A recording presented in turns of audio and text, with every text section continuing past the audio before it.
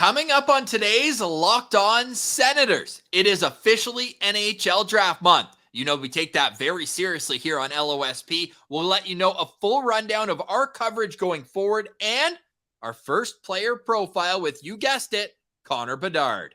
And as we continue to wait on Sens ownership, I have some thoughts I want to get out there, Ross. Tick tock. It's now been over 2 weeks since final bids were submitted. All of this is brought to you by the FanDuel Sportsbook, the official sportsbook of Locked On. Make every moment more. Visit FanDuel.com/LockedOn today to get started. This is the Locked On Senators podcast. It's your team every day. Your Locked On Senators, your daily podcast on the Ottawa Senators. Part of the Locked On Podcast Network. Your team every day.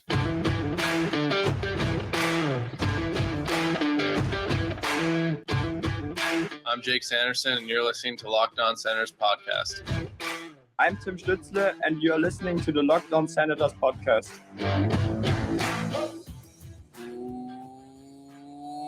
Welcome inside episode 811 of the Locked On Senators podcast. I'm Ross Levitan on the outskirts of enemy territory in Winnipeg, Manitoba, alongside Brandon Piller up in the Blue Mountains. Please like and subscribe wherever you download your podcast. We're also available on YouTube. You never know what's coming next here on Locked On Senators. That's why we want you to hit that notification bell so you know when new videos go live, like yesterday when we had the GM of the Ottawa Senators, Pierre Dorion, on the show. Today is Thursday, June 1st. Pilsy, happy Pride Month. Happy Male Health Month. We've got plenty to get to, including NHL Draft Month. The draft coming up at the end of the month in Nashville. I know the Sens are without a first, second, or third round pick, but Pilsy, that's just for now.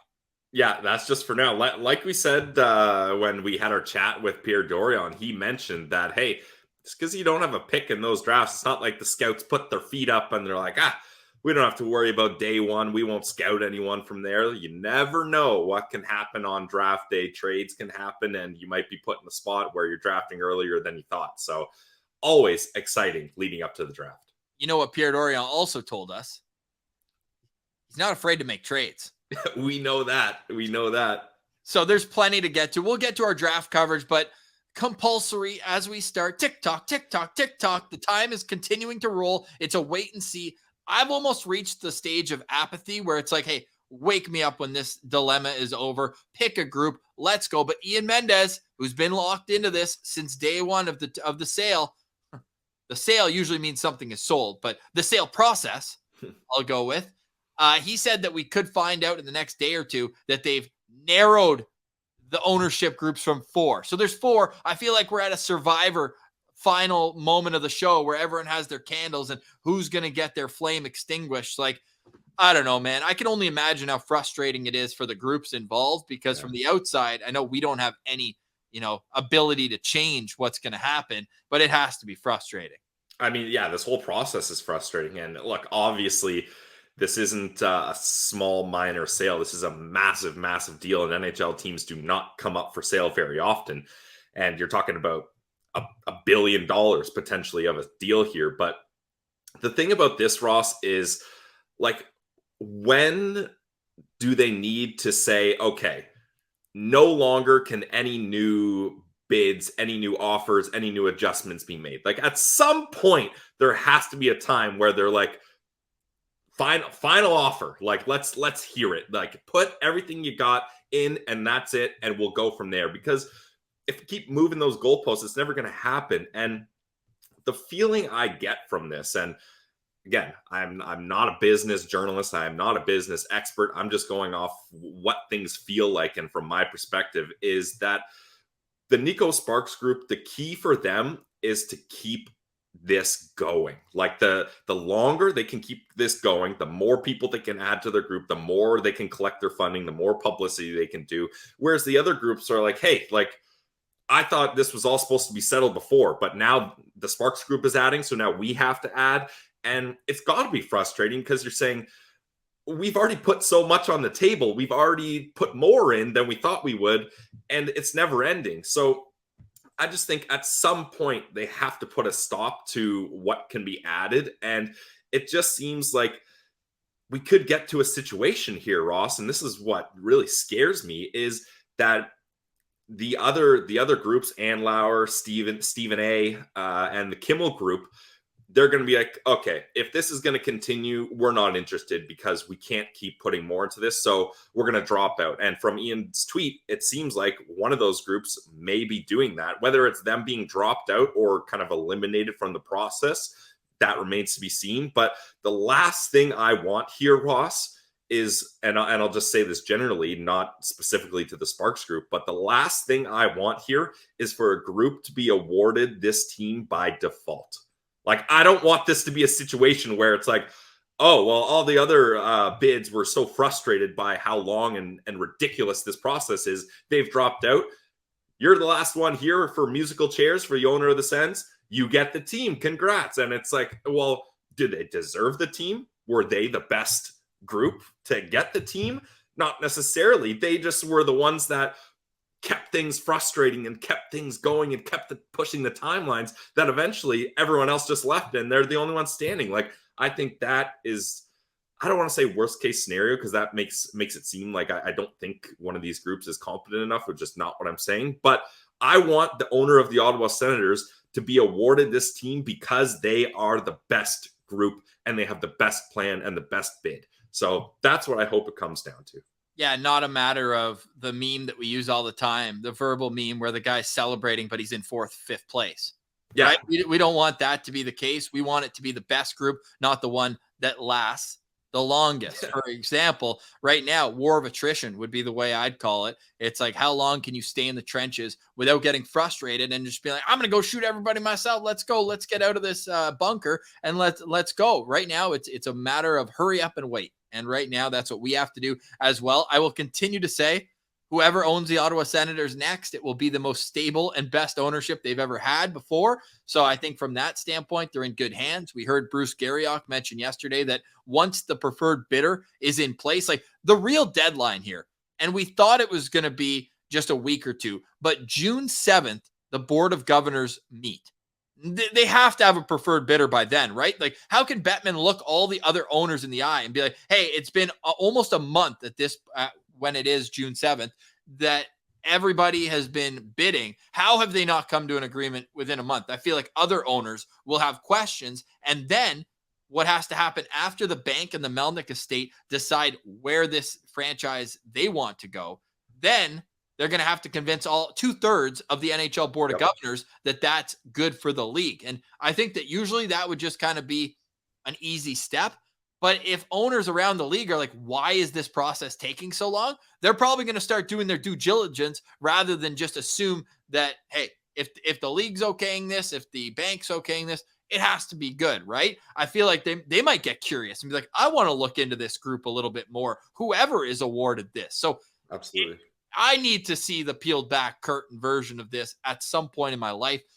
I do believe that there's going to be some hard feelings. There already is. And I believe it's the Kimmel group that is getting frustrated and may drop out or be, kind of fight their way out of it. Like say, hey, make a decision right now. Give them an ultimatum. Be like, hey, we've waited this long. Is it us or not? Because these guys, you don't become a billionaire by not working.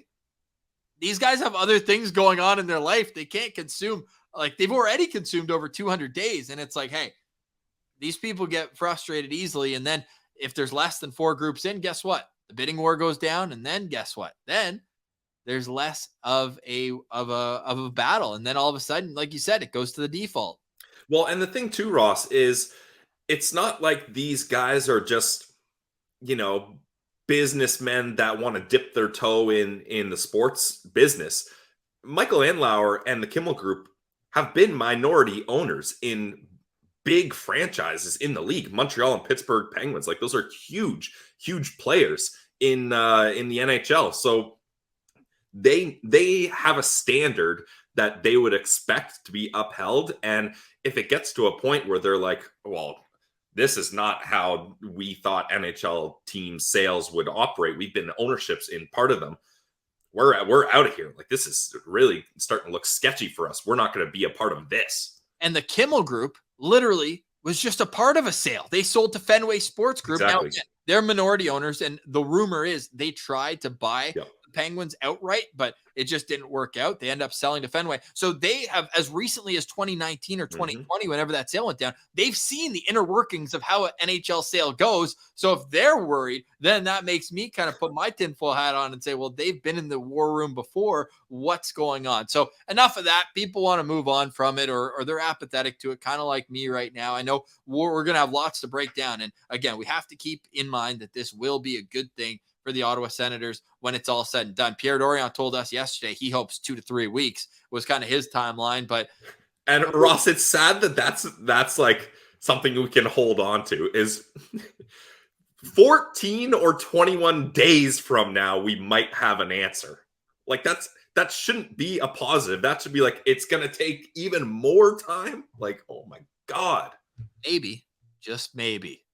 I don't think I can say the same for Connor Bedard coming to the Ottawa Senators, but it will be fun to look at what kind of player, generational player, the league is getting.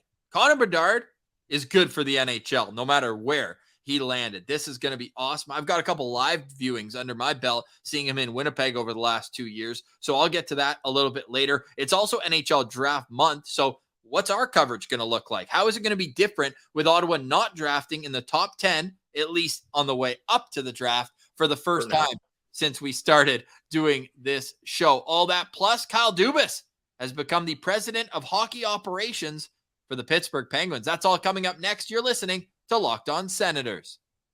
Today's episode is brought to you by our friends over at FanDuel. They're the presenting sponsor of this episode, and they are America's #1 sportsbook. Not number 2, not number 3, not number 4. Numero uno, and for a good reason. All you have to do, if you guys have used any other sports betting apps, check out the FanDuel app and you'll be blown away. I know it's my favorite app to use. It's simple, safe, secure, easy to use, and they have so many fun options. I love the first to 5 shots. It just gets you into the game a little bit quicker than, you're waiting for over under to hit or your money line or anything like that. First 5 shots. Let's see how it goes. So I love that about FanDuel. And if you're a new customer, you can get the no sweat first bet up to $1,000 in bonus bets back if your first bet doesn't win. So don't miss out on that opportunity. The finals are coming up. They're here. I can't wait. NBA and NHL. So Go Nuggets.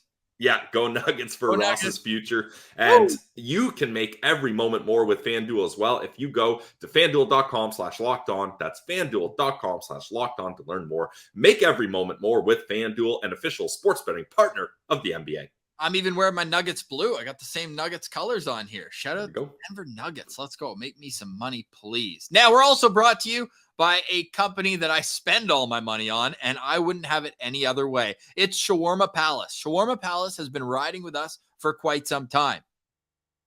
Long time. We love our friends at Shawarma Palace. They've actually grown since they joined us here on Locked On Senators. There's now 7 locations in Ottawa. They are now open in the Saint Laurent Shopping Center food court. So you can go get them there. They're at the Carleton University food court. If I had a Shawarma Palace at the College of Sports Media, oh God, every day, twice a day, I would even go on the days off to go get my Shawarma Palace. Ross, we'd have garlic sauce all over all the editing studios and all over the cameras. All of it. We probably wouldn't have started the podcast because we would have been too busy hanging out at Shawarma Palace. So go to Shawarma Palace, any of their Ottawa locations. You can find them on Instagram, Shawarma Palace Ottawa, and make sure that you go check them out. And when you do, let them know Locked On Senators sent you. And also, you can order them on Uber Eats, exclusively on Uber Eats for delivery. So go check them out. Shawarma Palace. Visit any of their 7 locations. Eat like a royal. Eat at Shawarma Palace.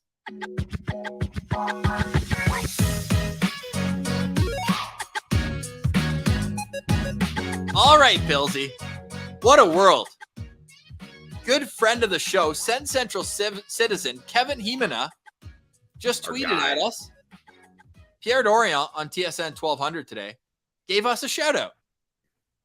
Not thank you, Pierre. Which we've heard recently, but Pierre himself mentioning us by name. That's awesome. Yeah, and I think Pierre is more plugged into the Sens community than maybe Sens fans are aware of. So it's awesome to hear that he's locked in to the Locked On Senators podcast. And a lot of people, the feedback that I was getting, like there's not many general managers around the league that would go on Yeah. a show like ours. We don't even dot our lowercase j. We're not journalists. We're just friends of the people. We're the show for fans by fans. Yeah. Let's go. Yeah, absolutely. But that's the thing. Like, you don't want it to be a us versus them thing. Like, oh, we're the executives. These lower common people don't know what they're talking about, or oh, we're not going to give them the time of day. Like, that is, especially Ross is a small market team. That is not how you should be operating. And I think the Ottawa Senators and Pierre Dorion and some of the higher executives are really starting to realize that. And look, it's not like, talk about being journalists. It's not like we have a gotcha journalism style approach. Like, we're not trying to catch Pierre Dorion saying something that we can throw to the wolves or anything. Like, all we're trying to do is bring his information and his insight to the people. And he even told us, Ross, before that he likes doing stuff like this because it allows him to give his side of things to the people. So yeah, shout out Pierre Dorion. And I think, Ross, I've even seen a couple people on Twitter kind of change their tune about Dorion a little bit after hearing him on our show, being like, okay, like, you know what? Let's give Dorion his fair chance and give him another year at this. I mean, like, he's still the general manager of the Ottawa Senators. So unless anything changes, he will have that opportunity. And I believe he deserves it. Yeah, I think so too. And if you only heard this interview he did with us, go check out the one at the start of the season. He was obviously in a great mood at Tim Stützle. Yep. That looks like a steal already. But shout out Pierre Dorion. Shout out to the Sens PR team. Awesome that we're able to have. It makes me upset we didn't start this 5 years earlier, because how fun would it? Obviously, Dorion's great. It's good to get his insight. But imagine we could have gotten a chat with Brian Murray. Yeah, but Ross, I hate to say it, the way ownership ran that ship back then, I don't think we would have had that access. We're not a Toronto sports radio show. That's fair. We aren't. Although we were We were, yeah, sort of. Yeah, we were deep in enemy territory for our beginning, that's for sure. Yeah, I just got to tell Peter O'Neill too, because he's like outskirts of enemy territory, and he showed us a map because I needed to know where Winnipeg is on a map. And I'd say Leaf territory goes right up to Kenora, like right up in northwestern Ontario. I mean, if anything, Ross, I'm on the outskirts of enemy territory much more than you. Collingwood is a Leaf town, let me tell you that. But so that's still the heart of enemy territory then? No, I mean, the heart of enemy territory is GTA. You're in conquered territory. Yeah, unfortunately. Yeah. I'm working on things here. I'm getting some Sens fans in the area. Don't you worry. We told everyone about that flash deal the Sens did, and you took advantage of it. I did, yeah. I mean, there's my reverse retro jersey, and nobody tell my nephew, but I got him a youth one as well for Christmas, so keep that a secret. And I got him Christmas. Yeah, I know. You know me, I'm a planner. I'm planning ahead. His birthday already passed, so that's why it's a Christmas one. And I got him a new hat. He wears his Sens hat 24 hours a day. So his old Sens hat is getting worn out. It's got the Senegoth logo on it. So I had to re-up for him. So we got a new hat for my nephew. Who's your nephew want the Sens to draft? He not going to lie, he loves Connor Bedard. He's 6 years old, and all he talks about is Connor Bedard, the Ottawa Senators, and he's convinced Bedard is going to the Senators. It's been tough for me telling him, like that's not how it works. And he's like, can they trade for him? Well, I mean, probably not. But Pierre Dorion's not afraid to make trades. Pierre Dorion's not afraid to make trades, and we're not afraid to cover a draft that the Senators don't have a first, second, or third round pick in. And the reason for it, and what we've said before, we post these individual player profiles. They get lots of clicks on draft day. That's one of the reasons for sure. We're not going to hide behind that. 2, we love the draft. It's super cool seeing these kids living out their dreams and the uncertainty that your life is going to change no matter what. You could be moving to Montreal and having to learn French. You could be moving to Florida. You could be moving to Anaheim. Your whole life and your trajectory changes based on where you're selected at the NHL draft. So I love that for it as well. The theater, the drama, having it virtual was so rough because seeing that GM was talking to that GM, he was talking there. So we're going to get into how our coverage is going on the other side of the break. But before we get to that, I'm convinced Kyle Dubas is the pettiest guy in the NHL now. Okay, why? Because we had our theory that maybe he's waiting for the Sens ownership sale. I've heard nothing to it. And yeah, but if Ross, if he's not, waiting for the ownership sale, he doesn't have a job for the next couple of months. well, that's the thing. But I can tell you that he was not attached to the Kimmel Group. There's a lot of talk about that. Okay. I can confirm, at least from what I'm hearing, that it was not Scoops. the Kimmel Group. Yeah, more scoops. That was so funny that everyone took that out of the show. Scoops. I love that term. Scoops.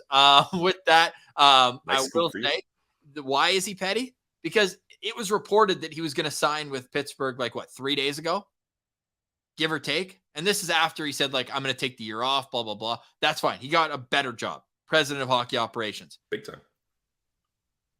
They made it official 25 minutes before Brad Treliving's introductory press conference with the Maple Leafs.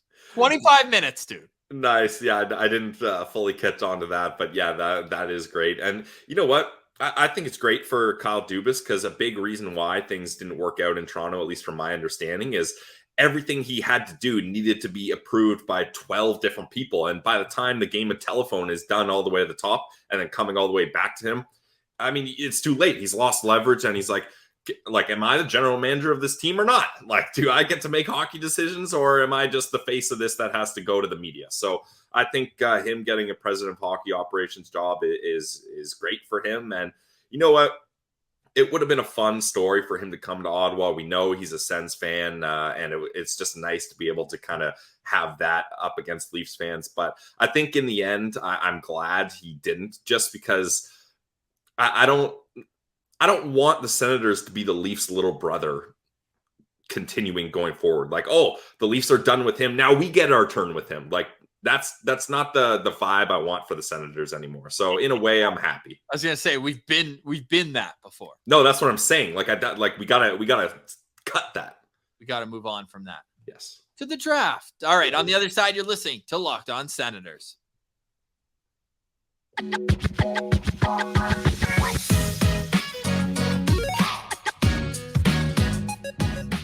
All right, Pilsy. Did I just play the same music for both breaks this show? You might have. Yeah, I think you did. -1 for me here. Yeah, you know what we need, Ross? We got to get the audio clip of DJ going, hit the music after every Goggle game, and that's when you do it. I think that we got to get that worked in. You think it would be cool? Yeah, I think it'd be cool. Man, I really I was trying to play something else there. That's really too bad. This is why we need a producer. We do. Not that you're not a good producer, Ross, but you got a lot of things going on there. I'm just a pretty face telling jokes and getting math wrong. Hey, Guy, how good am I at producing? That's absolutely sick. Yeah, I'm absolutely sick. So let's go. All right, draft month. The draft coming up in Nashville. Man, this would have been one of those fun drafts to attend, wouldn't it? Oh, Ross, I still am harboring bad feelings about the fact we didn't get to go to the 2020 draft in Montreal. We would have had an absolute blast. Montreal in the summer, incredible.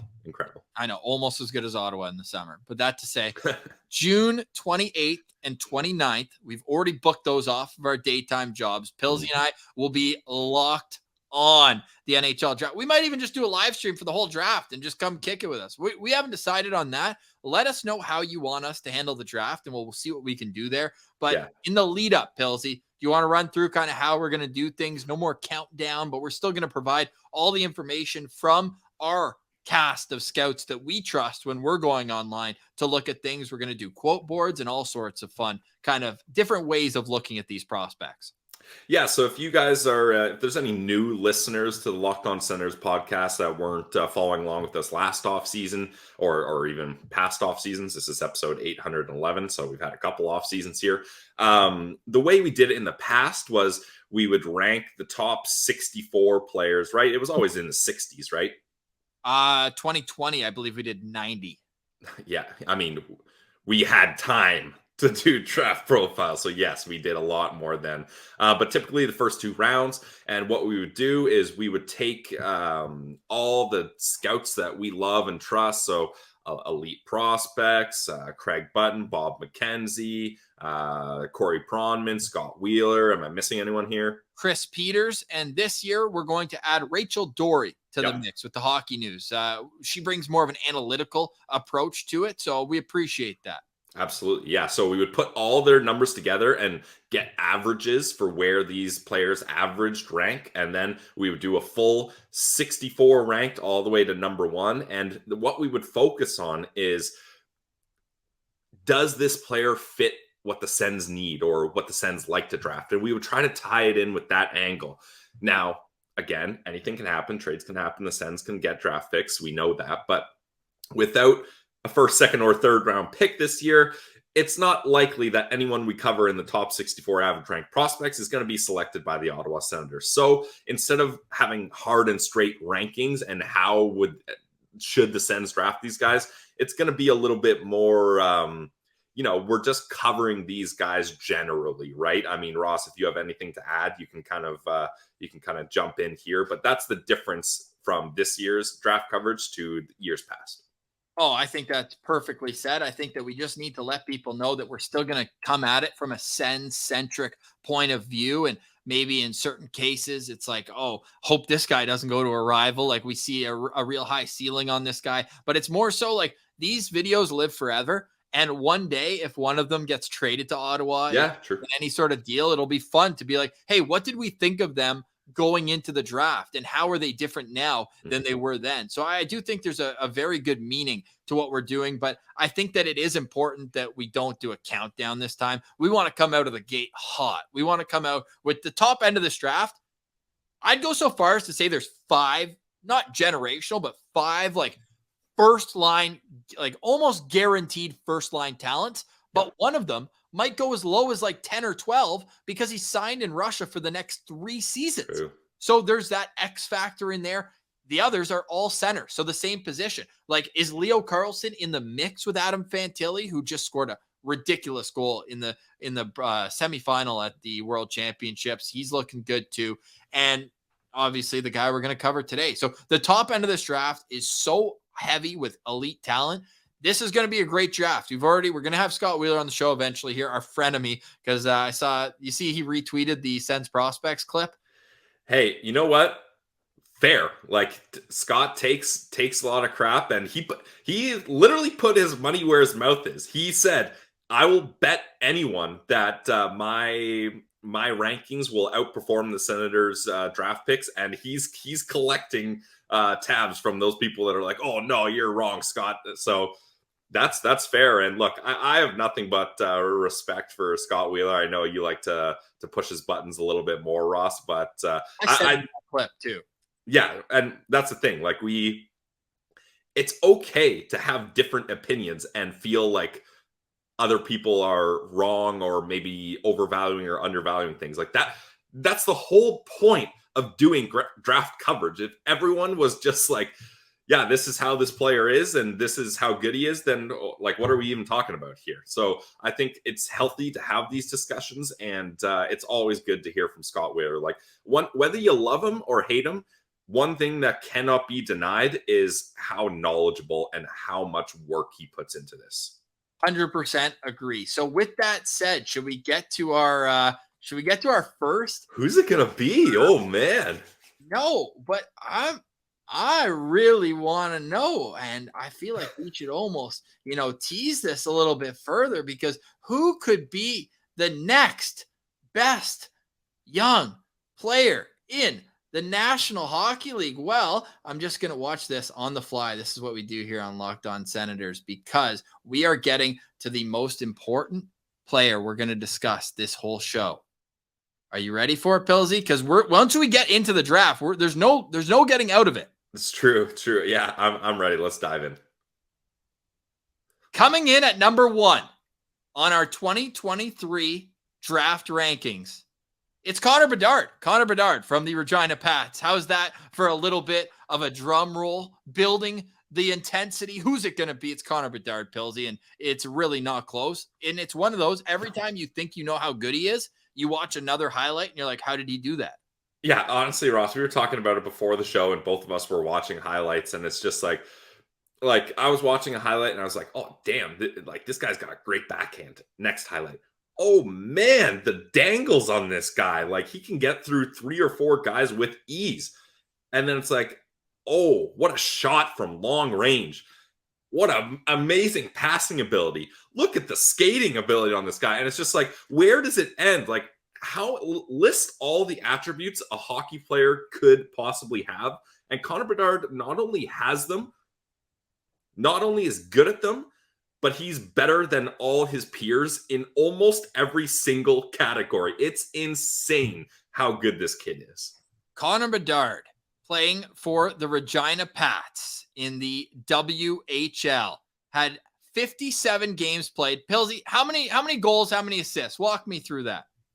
Okay, let's do it. Connor Bedard with the Regina Pats in 57 games, 71 goals, not bad. 72 assists, also pretty good, for 143 points in the regular season. I mean, my God. So, is he too small to play in the NHL, Pilsy? That's the big question. Can he play center right away at 5'10", 185 pounds? This kid could be 4'3", 110 pounds, and he would excel in the NHL as far as I'm concerned. Like, the thing is, Ross, the only time size is really an issue is if you're getting bullied out there, is if it's easy for other teams to pick the puck off you, or you're getting caught with your head down too often and they're able to line you up for a classic K-train hit or something like that. But he's just so evasive and so deceptive, and he's one of those guys, like, I think this classic quote describes it best. He's out there playing chess while everybody's playing checkers. Like, he is so many steps ahead. He's so much smarter than a collective group of 5 guys on the ice that, yeah, people that are saying there's concern with the size, I don't buy into that whatsoever, Ross. The only thing I think it will affect early, and it does with every young player despite size, is I think he's going to be like a 35% face-off guy his first year. Okay, fair. I will admit to that, but like, who cares? Yeah, if he loses the face-off, he'll probably get it back pretty quickly. So I'm not really concerned. And it could be one of those situations where you get a Claude Giroux or Brady Tkachuk on his line, a winger that has experience taking face-offs. He takes the draw, and then boom, you go as usual. So he's, yeah, as I mentioned, a bit undersized, but he's the first WHLer to get exceptional status. That means he was playing in the WHL when he was just a kid. He was 15 years old, and he had 28 points in 15 games. Like, that's the type of player that you're looking at now. He gets 100 in his second year, and then in 5 less games this year, puts up 43 more points, Pilsy. And this team finished 7th in the conference they were in the WHL. He was not surrounded by a whole lot of elite talent. He willed this team to so many victories. The amount of times he goes through 3 players, making it look easy, and the shot is lethal. The shot is his A+ attribute, and the story of how he got his shot to where it is super cool. I don't know if you heard this, but he had a wrist injury when he was a kid, and he couldn't shoot for a certain amount of time. It was a matter of months. And if he did, the doctor said he could mess up a growth plate and it would affect him for the rest of his life. So he listened to the doctor, but he found an alternative. He went to the backyard and every day took thousands of shots with one hand on his stick. You know how strong you have to be able to snap it around with one hand on your stick at that age, over and over and over again. And that's the thing with these freak athletes that you look at with the Connor Bedards of the world. Not only are they gifted, they also work harder than anybody else. Like, they're disciplined. Yeah. You look at Sidney Crosby as the perfect example. He gave up so much to be how good he is. And that's just the price you have to pay for greatness. And this guy, without kind of trying to put too much pressure on him, he's poised to be one of the best players in our game. Yeah, absolutely. And I think, when you're comparing him to other generational talents, I don't have him ahead of Connor McDavid, and I don't think most people do. Even The Athletic did an article asking people to kind of rank top generational guys, and Connor McDavid's still the one, just because that the skating is what separates him, right? Like, Connor McDavid is the greatest skater in the world, and I don't think it's particularly close, right? So that's tough to beat. But he's just so good in every area, and what he does that I love is when he has the puck, he attacks multiple players, and then from there, the opportunities are endless. Like, he can dangle through 3 players with ease, or let's say he has a guy covering him one-on-one really tightly, and then another guy comes, and now there's 2-on-1. Well, sure, you may think, okay, we've got Connor Bedard locked up, but he's such a good playmaker. All you've done is create a wide open lane in a dangerous scoring opportunity for one of his teammates. So he can pass that off with ease. He can do, like, the perfect example of this, Ross, was that World Junior goal up against Slovakia for the overtime winner. Like, even they needed to. I was watching the highlight of that. They should have rewinded it and started the replay earlier. I think he had 5. You would have. Yeah, I would have. Replay guy. I think he had 5 shots on goal on that shift. And what he did is every time he tried a different shot and then it didn't work. And he's like, okay, I'm not just going to rip it. I'm going to go through the whole team and then deke out the goalie. That's what I'm going to do next. And that's what he does. Like, you cannot stop this kid. He is so damn impressive.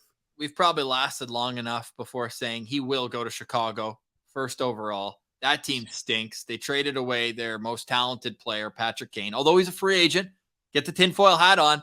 Would Patty Kane go back to Chicago to play with this kid?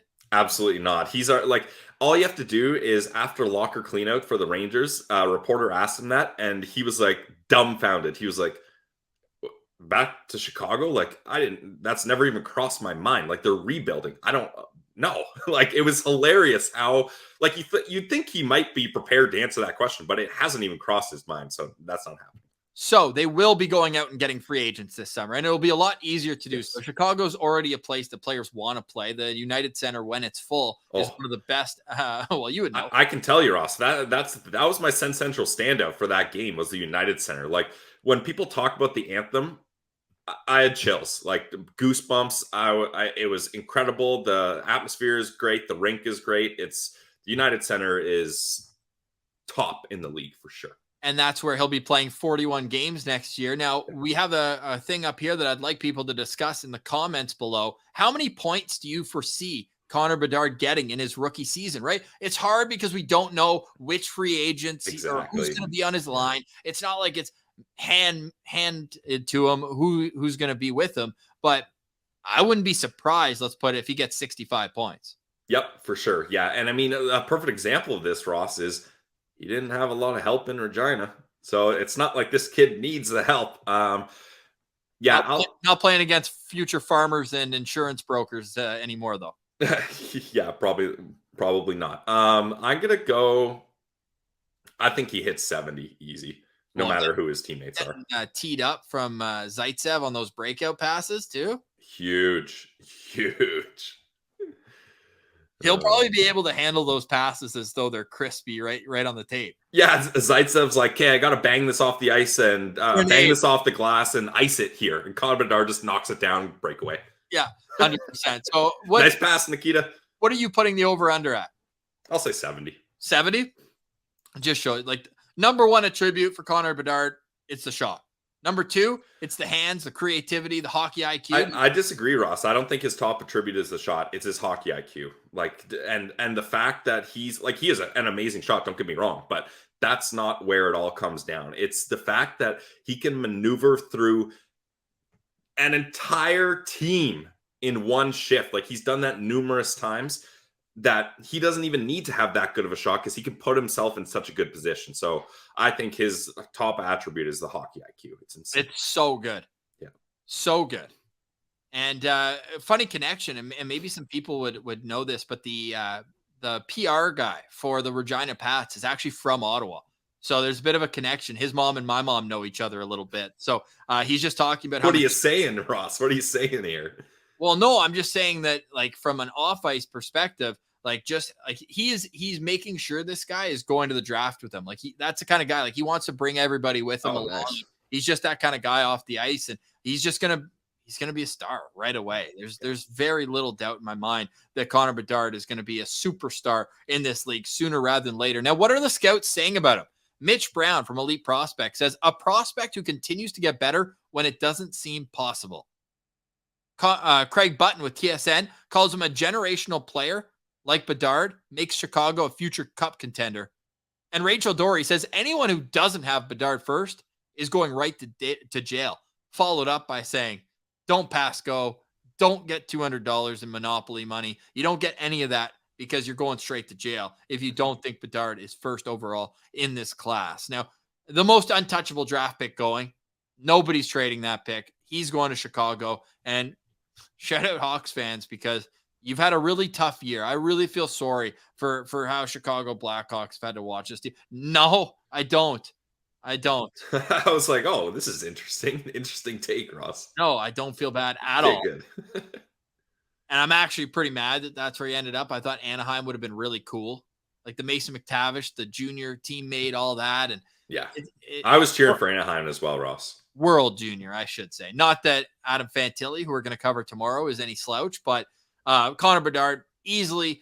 There's no bigger gap in the draft than between number 1 and the rest of the field, like in individual spots. And Ross, it's hilarious to say that because Adam Fantilli would be a great first overall draft pick. Like it's not, we're not downplaying the top 5 other players. Like we're just elevating Connor Bedard to that status. He's that good. So Hawks fans, you got a great one. The NHL has a great one. And you know what's really cool?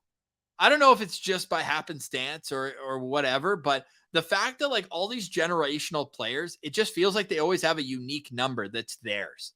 Right? Like I'm not 100% sure he's going to wear 98 in the NHL like he did in junior. I think he will. Well, I mean, at World Juniors, he wore 16. Yeah. So from that standpoint, but right, like think of all of them, like Mario Lemieux, 66, Wayne Gretzky, 99, Crosby, 87, Daniel Alfredson, 11. Yeah, well, I mean, Ovechkin's probably the only other one too, where it's like a more normal number, but like McDavid, 97, right? Like now you got 98, Connor Bedard. So he's a hell of a player. And as we get closer and closer to the draft, there's going to be lots of debate of who goes where, but no one will touch the fact that Connor Bedard will be going number 1 in this 2023 NHL Draft. For more on the NHL Draft, make sure you check out Locked On Senators. We're posting all of those individual player profiles by themselves. All right, Pillsy, back to the end of Locked On Senators. We mentioned at the start, it's Pride Month. We're allies. We want to make that very clear here. It ain't that hard to love everyone. So just be polite, be respectful of everyone else that you meet. That goes every month. So yeah, that's all I really have to say to it. I mean, there shouldn't be, just treat your neighbor the way you want to be treated, period. Shouldn't be that hard. It shouldn't be a political issue is kind of what bothers me. It's like, respect one another. Don't you get that at the workplace? Don't you get that everywhere? Like, anyways, but it has to be said because clearly it hasn't resonated enough and they still are kind of a persecuted group of people. Absolutely. Yeah. And the thing is, hockey has a long way to go in this regard. And I do believe that the right steps are being taken by most.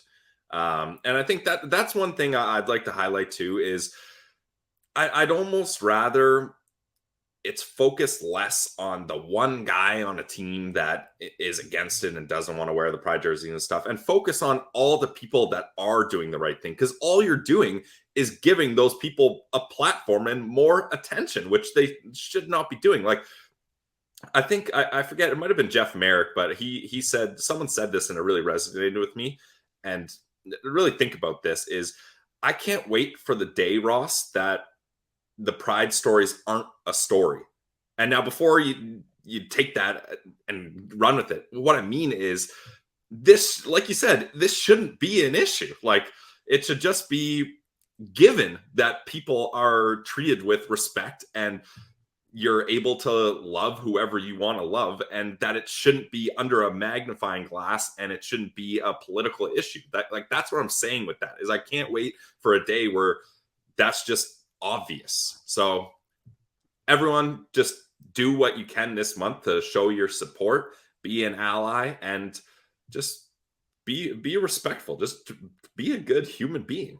We're all human beings at the end of the day, and it would be great if everyone could just treat each other with that same respect. All right, Pills, any final thoughts you have on today's show? Final thoughts for me is I am very excited for the Stanley Cup Finals to get going here. Like this has been way too much time in between series. And like Ross, I almost like forgot that it was happening. I was like, oh yeah, like hockey's over. Like let's get going here. It's the Stanley Cup Finals. So I'm very fired up about this. And I know this is a couple days old, but whoever made that graphic for Bleacher Report and put a leopard beside Matthew Tkachuk as a Panther. Oh, like Jaguar, dude. So you don't know your cats either. I thought you were a cat guy. Okay, I don't know. Yeah, I guess so. But I'm not the one making that graphic. Like you should have had the right cat there. So that's they got to work on that. While leopards are covered in mostly solid spots and rosettes, jaguars sport blocky rosettes with distinct internal spots. So we could both be right on that one. How about a panther? What's the difference between a panther? Panthers are just like straight one color typically. Well, it's like a beige. Whoa. Oh, we're learning about cats. A panther is not a single species, but instead it's a term that most often used to describe a black jaguar or a black leopard. What? But black. So I think a panther has to be black in color. What? So everyone's wrong because the Florida Panthers logo is not a black cat.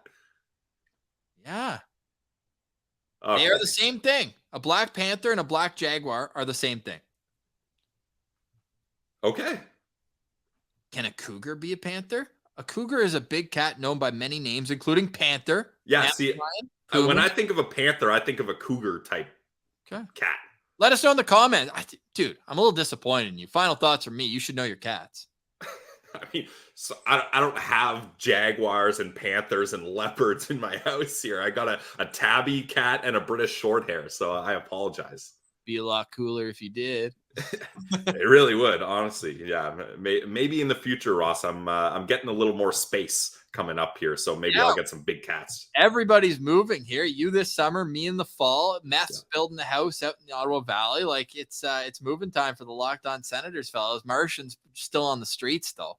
Yeah, I mean he's got to be connected to the streets. So, well, although that guy's Mr. International, he's in a different state every week. I know, it's crazy. Final thoughts for me actually though is Rach wanted to get a bunny recently. She thought it'd be cute, and I was like, that Alfie will kill the bunny. She's like, oh no, I didn't think about that. I thought they could cuddle. I was like, he's not going to cuddle with the bunny. And then we're out last night for a walk. A rabbit goes by, and the dog running as fast as a cougar / jaguar / panther. Yeah, that's a nice idea, but I don't know about that.